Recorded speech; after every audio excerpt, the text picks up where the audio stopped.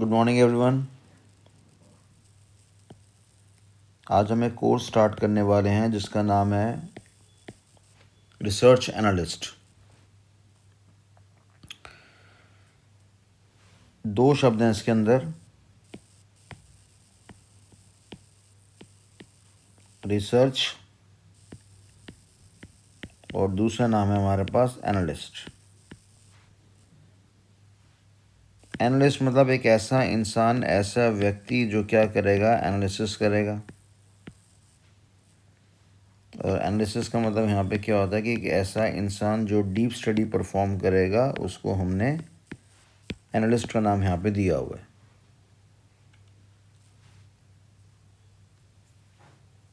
ये एक इंसान है, हमने कहा इसका नाम है शाहरुख खान। ये भाई साहब स्टॉक मार्केट से पैसा कमाना चाहते हैं। तो अगर स्टॉक मार्केट से पैसा कमाना चाहते हैं तो इनके पास पैसा कमाने के बड़े सारे तरीके हैं। ज़्यादा नहीं, कोई 3 महीने का कोर्स करें और ट्रेडर बन जाएं। 3 महीने का कोर्स करें, इन्वेस्टर बन जाएं। 3 मंथ्स का कोर्स करें,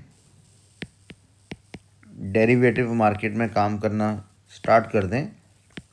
फ्यूचर का, ऑप्शंस का नाम आपने सुना होगा। ऑप्शन बाइंग होती है, ऑप्शन सेलिंग होती है। इस तरह से काम करना स्टार्ट करें।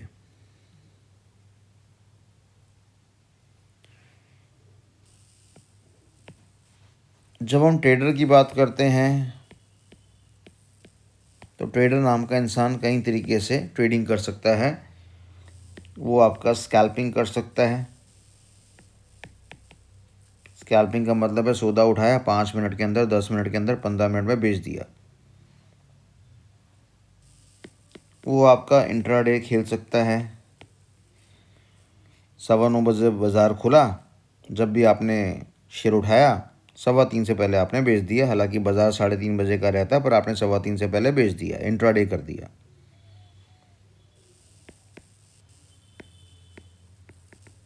कई बार हम स्विंग के बारे में भी सोचते हैं और पोजीशनल के बारे में भी सोचते हैं, जहाँ पर ये जानकारी दी जा रही है कि उसी दिन बेचने की आफत नहीं आ रही है। अगर 2, 4, 5, 6 दिन, 7 दिन हमें रखना भी पड़े तो हम चीज़ों को बड़े आराम से रख सकते हैं।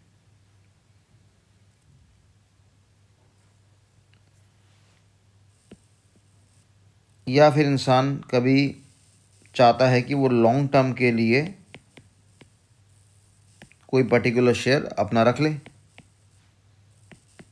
जिसको बदले में हमने क्या नाम दिया, इन्वेस्टर का नाम दिया, जो कि बिलीव करता है ट्रेडिंग में नहीं बल्कि इन्वेस्टमेंट में। और इन्वेस्टमेंट का मतलब है मेरे पास लेटर से कम 1 साल तक मेंटेन करे।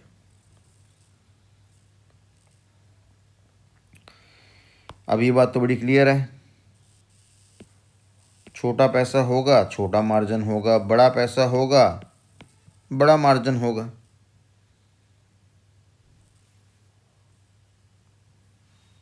क्या लगता है, ये जो हमारी यंग जनरेशन शेयर बाज़ार में आना चाहती है, या जो मिडिल क्लास के लोग हैं, उन सब के पास खूब सारा पैसा पड़ा है लगाने के लिए? 10 lakh, 20 lakh, 30 lakh, 1 CR, 2 CR, 5 CR, 10 CR नहीं पड़ा। अब हमने कहा शाहरुख खान जी एक ऐसा इंसान है जिनके पास पैसा नहीं है, पर वो चाह रहे हैं, क्या चाह रहे हैं कि सर मैं पैसे का तो इस्तेमाल नहीं कर सकता क्योंकि पैसा मेरे पास नहीं है, पर मेरे पास दिमाग नाम की चीज़ है। मैं पढ़ाई ढंग से कर लूँगा, मैं बाज़ार को मॉनिटर भी कर लूँगा ढंग से, और मैं दुनिया को राय दे सकता हूँ कि किस शेयर को बाय करना चाहिए, किसको बेचना चाहिए, या किस शेयर को कुछ समय के लिए होल्ड करना चाहिए। यानी ये जो आदमी है शाहरुख खान हमारा, ये पैसे से कमज़ोर माना गया है, और ये नॉलेज का दावा रखता है कि मेरे पास सरस्वती बहुत अच्छी है स्टॉक मार्केट को लेकर, मेरे पास ज्ञान बहुत बढ़िया है और मैं उस ज्ञान का इस्तेमाल दूसरे लोगों को राय दे सकता हूँ और वो मेरे दम पर पैसा कमा सकते हैं। यानी जब इंसान के पास पैसा कम होता है तब वो चाहता है कि वो इस तरह की सर्विसेज प्रोवाइड करे और इस तरह की सर्विसेज में खूब पैसा है, खूब पैसा, खूब तरक्की है और खूब इज्जत भी है। अब आपने सेबी का नाम तो सुना होगा। सेबी कहते हैं भैया हर इंसान यूट्यूब पर आकर राय देना स्टार्ट कर देगा, ये शेयर बेच लो, ये शेयर खरीद लो, लोग उसके चक्कर में इन्फ्लुएंस भी हो जाएंगे। कई तरह की मैनिपुलेशन भी कराई जाती है। अपने डमी अकाउंट दिखा देते हैं और वहाँ पे गलती से प्रॉफिट हो गया तो कहते हैं जी मैंने इतना पैसा कमाया, सच्चाई कुछ और होती है। तो सेबी ने कहा नहीं भैया ऐसे तो काम नहीं चलेगा, आपको रजिस्टर्ड होना पड़ेगा और कायदे से आपको एक एग्ज़ाम क्लियर करना पड़ेगा, जिसको हमने क्या नाम दिया, रिसर्च एनालिस्ट का नाम यहाँ पे दिया हुआ है। तो शाहरुख खान जी को हमने ये बोला कि आप एक काम कर लीजिए, आप एक काम करिए, आप पढ़ाई करिए और आप सेबी रजिस्टर्ड रिसर्च एनालिस्ट बन जाइए और फिर दुनिया को ज्ञान देना स्टार्ट करो। डेफिनेटली यस, उसके भी कुछ नॉर्म्स होते हैं और फिर दुनिया को आप ज्ञान दे सकते हो, कौन सा शेयर कैसा जा रहा है, किसी कंपनी को आप स्टडी भी कर सकते हो, इवैल्यूएट भी करवा सकते हो। तो मेरे ख्याल से बाज़ार में 100 में से 90% लोग ऐसे हैं जिनके पास शेयर बाज़ार में पैसा लगाने के लिए, ज़्यादा पैसा लगाने के लिए नहीं है, 10 15 20 25 हज़ार पे हो जाता है, पर उससे कुछ काम बनता नहीं है। तो 90% लोगों के पास पैसा नहीं है और 10% के पास तो अच्छा खासा पैसा है। और 10% जो लोग होते हैं जो अच्छा खासा पैसा लेके बैठते हैं, इसमें कोई मुश्किल से 2 या 3% लोग ही अच्छी खासी पढ़ाई करते हैं और बाकी 7% तो चाहते हैं कि उनको कोई टिप्स मिल जाए, कोई राय दे दे। तो ये जो हमारा पढ़ाई हम जो स्टार्ट करने जा रहे हैं ये है रिसर्च एनालिस्ट को लेकर कि आप कुछ समय बिताइए मेरे साथ, मैं इस सब्जेक्ट के बारे में आपको जानकारी देता हूँ, ज्ञान देता हूँ, फिर आप एक एग्ज़ाम क्लियर करिए और फिर आपके नाम के आगे एक रिसर्च एनालिस्ट नाम का शब्द आ जाएगा और फिर आप यूट्यूब में फेमस होना स्टार्ट करिए। क्योंकि आजकल लोगों को पता लग गया पैसा कमाना तो पहले यूट्यूब में आना पड़ेगा, यूट्यूब में आके ज्ञान देना पड़ेगा, तब जाके हमारा नाम फेमस होगा। पर हमें वो ज्ञान जो देना है वो हमें बड़े पढ़े लिखे अंदाज में देना है, तभी जाकर कुछ हेल्प हो पाएगी। तो पहली बात, ये जो कोर्स है इसका जो संपर्क है वो किसके साथ है, आपका स्टॉक मार्केट के साथ है, या दूसरे शब्दों में आप कह लो शेयर बाज़ार के साथ है। सर क्या स्टॉक और शेयर सेम चीज़ होती है? नहीं बेटा, फ़र्क होता है, इसके अंदर डिफरेंस होता है। क्या डिफरेंस होता है आगे बता देंगे आपको, फ़िलहाल ये जानकारी हमारे पास है। तो अगर इस रिसर्च एनालिस्ट की तैयारी कोई एक नॉर्मल इंसान भी कर लेता है जिसके पास अच्छा खासा पैसा है, तो वो ज़्यादा पैसा और बना सकता है। जो कि मैंने आपको बताया कि 10% के लोग होते हैं जो अच्छा खासा पैसा मेंटेन करके बैठे हुए हैं और बाकी 90% जो है वो बड़ा कम पैसा या बिल्कुल पैसा लेके नहीं बैठा हुआ है। और ऐसे बच्चों के पास सरस्वती को अपनाने के अलावा कोई दूसरा साधन नहीं है अगर उनको अपनी ज़िंदगी में करिश्मा लेकर आना है। अगर वो चाहते हैं कि भैया हमें मिडिल क्लास से हायर क्लास में जाना है, जेंट्री में जाना है, तो डेफिनेटली उनको पढ़ाई का, सरस्वती माता का सहारा लेना पड़ेगा। और जितना ज़्यादा वो रिसर्च एनालिसिस के टॉपिक को ढंग से पढ़ेंगे उतना एक कामयाब इंसान बन जाएंगे।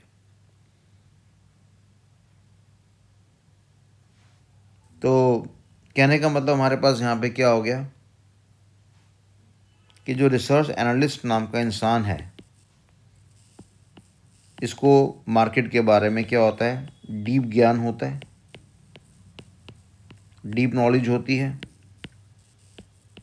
अब इसको पता है मान लो वोडाफोन आइडिया का शेयर हमें उठाना है, पर इसका खुद का पैसा नहीं है, मान लो इसके पास कितना पैसा पड़ा हुआ है, ये कह रहे जी मैं तो मैक्सिमम 60,000 रुपये का माल उठा लूँगा बस।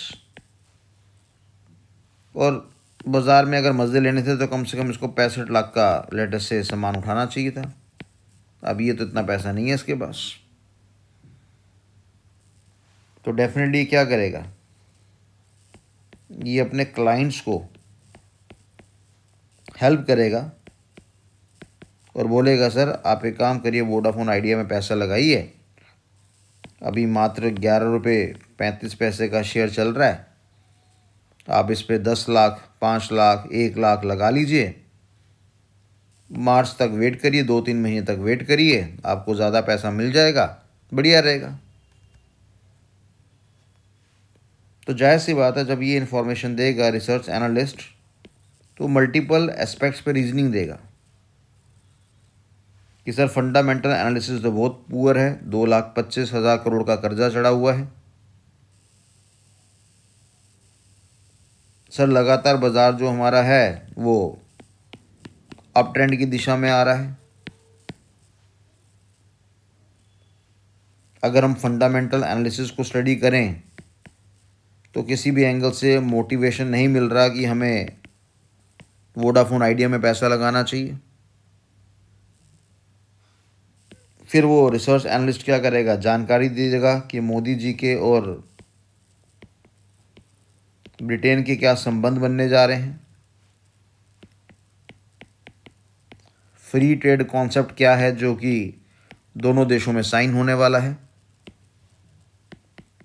ट्रम्प साहब को भी जवाब देना पड़ेगा। मोदी जी भी चाहते हैं कि अंग्रेज़ों के साथ अच्छे संबंध बने। अब क्योंकि अमेरिका थोड़ा सा अपनी हरकतें दिखा चुका है तो ब्रिटेन के पास जाना चाहिए।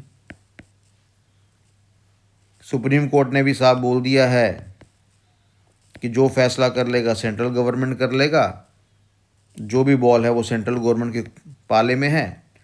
अगर कुछ वो टैक्सेस वोडाफोन आइडिया के माफ़ करना चाहती है 50, 60, 58 हज़ार करोड़ के, तो वो सेंट्रल गवर्नमेंट डिसाइड करेगी। अब जायज़ सी बात है, वोडाफोन की बात करेंगे तो वोडाफोन एक विदेशी कंपनी है, साथ में आइडिया आदित्य बिरला का ब्रांड है, दोनों ने मिलकर वीआई बना दिया। और मोदी साहब भी चाहते हैं कि बाज़ार में केवल जियो का या एयरटेल का दबदबा नहीं होना चाहिए, तीसरा प्लेयर भी अगर मेंटेन हो जाए और अगर हम सपोर्ट कर देते हैं, सेंट्रल गवर्नमेंट सपोर्ट कर देती है, कुछ एग्जम्पशंस दे देते हैं, तो ये लोग अपनी बदमाशी नहीं दिखा पाएंगे। ये सारी की सारी जानकारी ना एक रिसर्च एनालिस्ट को बतानी पड़ेगी। किसको बतानी पड़ेगी? क्लाइंट को बतानी पड़ेगी जी ये कारण है, और इन कारणों से आप देख लीजिए कि दिसंबर 31 तक 30 तक कोई फ़ैसला आने वाला है, और अगर अच्छे संबंध होने जा रहे हैं तो प्राइस एकदम से शूट कर जाएगा। तो लेटेस्ट से 11 रुपये का शेयर है वो शायद 16 में भी पहुंच जाए, 20 में भी पहुंच जाए। मान लो 11 रुपये का शेयर अगर हमारा 20 में या लेटेस्ट से 22 में पहुंच जाता है तो सर क्या 11 रुपये तो बढ़े बेटा, 11 रुपये नहीं बढ़े, 100% बढ़ गया हमारा। 1 लाख रुपए का माल 2 लाख का हो जाएगा, 1 करोड़ का माल 2 करोड़ का हो जाएगा, 10 करोड़ का माल 20 करोड़ का हो जाएगा, 100 करोड़ का माल 200 करोड़ का हो जाएगा। तो यानी ये इतनी सारी इन्फॉर्मेशन जो जानकारी देगा वो कौन देगा? वो रिसर्च एनालिस्ट देगा। किसको देगा? अपने क्लाइंट को देगा। और क्लाइंट क्या करेगा?